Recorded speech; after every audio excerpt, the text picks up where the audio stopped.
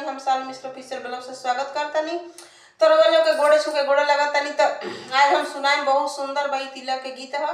तो अगर थोड़ा सा भी अच्छा लग जाए तो लाइक शेयर सब्सक्राइब जरूर करें लोग। हमार गीत अगर पसंद आ जाता कोनो दीदी बहनी लोग के तो रउआ लोग गा सकतानी, कोनो इतराज नहीं है। बहुत सुंदर धमाकेदार गीत बा। तो गाड़ी गीत है तिलक कहरू के, तो रउआ लोग सुनी जैसा मिला के बताएब जरूर। खेती बाड़ी लंबी चौड़ी घर बटे दुई तल्ला, खेती बाड़ी लंबी चौड़ी घर बटे दुई तल्ला। बतावा समधी साले, बतावा समधी साले, तिलक देवा के तना, बतावा समधी साले। खेती बाड़ी लंबी चौड़ी घर बटे दुई तल्ला, खेती बाड़ी लंबी चौड़ी घर बटे दुई तल्ला।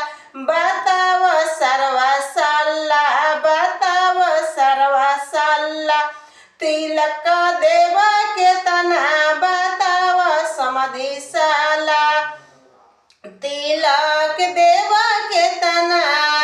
आ सुटवा लैला बुटवा लैला बेच के तू फुआ, एसी लैला कूलर लैला बेच के तू फुआ। अरे मुंह भइल धुआं दहेज देवा के तना, तोहर मुंह भइल धुआं दहेज देवा के तना। खेती बाड़ी लंबी चौड़ी घर बटे दुई तल्ला, खेती बाड़ी लंबी चौड़ी घर बटे दुई तल्ला। बताव समधी साला, दहेज देवा के तना, बताव समधी साला, तिलक देवा के तना।